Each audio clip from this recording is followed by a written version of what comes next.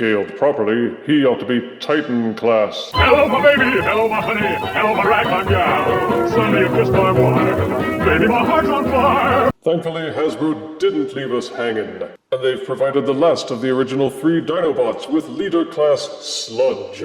Part of the 86 movie studio series figures, Sludge was the Apatosaurus Brontosaurus Dinobot, and his thing was that he was a damage sponge who could also stomp on the ground and cause earthquakes, but reel in the amazement of the plastic-free window box, while crossing your fingers and hoping you didn't get hoodwinked by evil toy swappers. The box art is impressive. It's actually a pretty neat picture of Sludge rampaging through a horde of Sharktacons. The laser-belching profile also graces the side panel, and both modes are shown off in photos on the back in multilingual glory. See the belch again on the other side panel. Now let's unbox Sludge and see what the paleontologists think.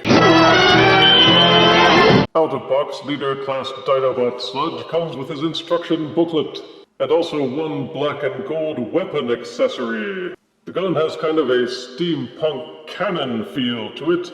Looks kind of like a steam locomotive. Also included is this cardboard backdrop from the box, with an art scene of the Quintesson Pit of Judgment scene. Unfortunately, Sludge is so large that he doesn't fit on the platform at all, except in robot mode. So for the dinosaur mode, you'll have to put him down in front of the stage, which negates its purpose completely. Boo! And this is Sludge in his Brontosaurus Alt mode, and I gotta say, it looks good. Generation Sludge was the original classic, but it did have several flaws, namely the folding of the robot forearms underneath the dinosaur body, and no articulation for any of the dinosaur legs besides swiveling where they joined to the body. This remake has upped the size, added more detail, and fixed a lot of those lingering Generation 1 issues. Check out the colors, following the Dinobot theme of mostly gray, with some silver and some patches of goldish plastic, though the beast head was given a lot more detail, as well as some cartoon-accurate blue eyes. The dinosaur silhouette is clean, with no breaks, at least when viewed from up top, and the body tapers nicely towards the back, except underneath where it looks more like an inverted staircase. He's got dino levels of heft. The sculpt detail is easy to discern with these colors. He even has little play buttons on the sides of his legs, just like in Generation 1. The only thing missing are the patches of transparent plastic that he had on his skull cap, but I never liked that anyway, so losing it is no big deal. Looking at him underneath, it's also mostly solid, with all the robot parts decently hidden, except for the ends of the robot feet and this big concavity underneath, which looks almost like a battery compartment. It's also meant for weapons storage. There are these 2 slots on the inside under the belly, and 2 corresponding pegs on the sides of the weapon. It works, though you have the gun dragging underneath his belly all the time, and there's still enough empty space to probably stash an entire core-sized figure. There's one 5mm port on each hind leg, and there's a small fire blast port inside the mouth where you can plug in fire blast accessories. But beyond that, there are not many options to customize him. But when you're this cool, awesomeness is the only accessory you need. And being the studio series, they worked articulation into the beast mode. The head will rotate 360 degrees on this pivot. The head will tilt up and down, and you can open and close the jaws. You have to be careful when posing because this section pops loose pretty easily, but you can angle the neck up and down. Each leg would rotate freely except that it bumps into sections of the body, and they will swivel 360 degrees at the mid-joint, though unfortunately they will not bend at the elbow. The body itself has no articulation. You can't waggle the tail or hunch the body or anything like that, but each of the hind legs is ratcheted and will rotate 360 degrees. They will also angle outwards.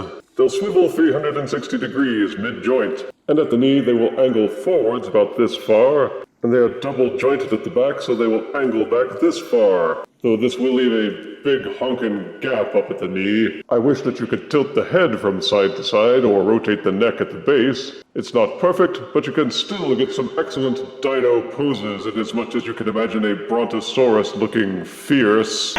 The transformation is at least as satisfying, difficult, challenging, and simple as the other Studio Series Dinobots. Pry these panels up at the top loose and swivel them up, then split open the rib cage, which isn't too difficult because it has a proclivity for splitting apart anyway. Make sure that these knobs are swiveled down so that they don't block your motion, then angle and fold out the rib cage.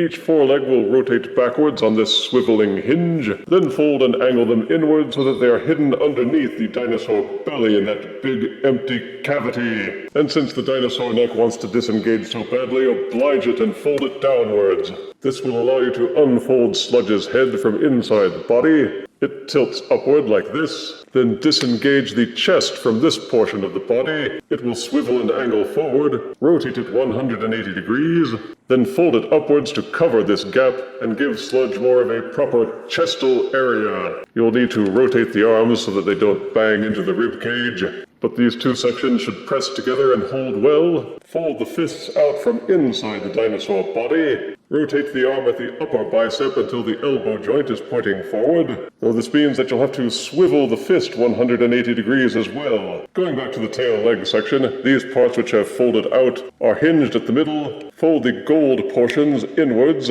split the legs apart. The panels fit together pretty well, so it's hard to see, but these do disengage and fold out. Detach and get them out of the way. This will give clearance to fold out the tail portions to get those out of the way as well. With all that stuff unfolded like a satellite, you may take the knee portions and angle those forwards. Like with Grimlock, the insides of the knees are on a kind of peg that slides in and out. When transforming to Alt mode, you push it so that it's mounted inside and out of alignment with this slot. But for transforming to Robot mode, you slide it inwards so that way you can angle the knee forwards.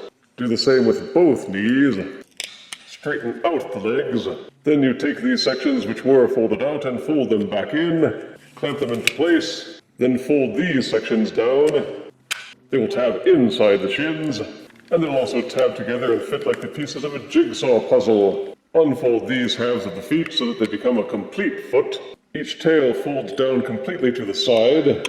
Each half of the tail has a small tab inside it that fits into this little hole on the inside of the shin. Tab those together. And what to do with all this dinosaur kibble? Well, you angle the legs down, then angle down the head and the neck until it's tucked up against the feet and holds them in place, and tab these slots in the sides of the rib cage into these tabs on the inside towards the back. In robot mode, Sludge is just as tall and hefty as the other Studio Series Dinobots. He maintains his Generation 1 features with his tricorn head, the tail attached to the shins, the dino head and neck slung across his back, and the dinosaur body that can hug around his shoulders or spread out like wings. All the colors and paint are neatly applied, even on the weapon. He even has that weird crosshair on his chest that he had in Generation 1, so the enemy knows where to shoot him. The lack of real reflective silver and gold paint is a bit of a downer, but they did the same to Grimlock and Slag, so at least they've been consistent. Because of the way Sludge's hands are set up, the peg for the gun handle has to be set up pretty far back, because otherwise he won't be able to squeeze it in, or the forearm kibble and these claws will get in the way. So you're limited to the amount of guns and accessories that he can hold in his hands, but you can use the ports on the sides of the shoulders to mount pretty much any weapon accessory you can fit. And if the peg is long enough, or the handle far back enough, his hands can hold many other weapon accessories, and he has ports on the bottoms of his feet for plugging in fire blasts and jetting around. One thing of note is that unlike Slag and Grimlock, Dinobot Sludge does not have a separate minifigure. And after we saw what they did with Grimlock's Wheelie and Slag's Daniel minifigures, I think we can all agree to say, thank goodness for that. But thankfully, Sludge is not weighed down by such useless baggage. He remains awesome under his own merits. For articulation, Dinobot Sludge has a head that will rotate 360 degrees at the neck. It will also tilt backwards a little bit on its transformation hinge.